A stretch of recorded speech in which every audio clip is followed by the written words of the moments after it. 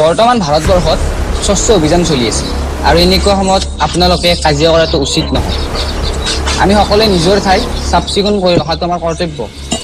আমাৰ ছাৰে কোৱাৰ দৰে আমি সকলোৱে ডাষ্টবিন ব্যৱহাৰ কৰিব লাগে আৰু প্ৰতিদিনৰ পেলনীয়া বস্তুবোৰ আমি ডাষ্টবিনতেই পেলাব লাগে।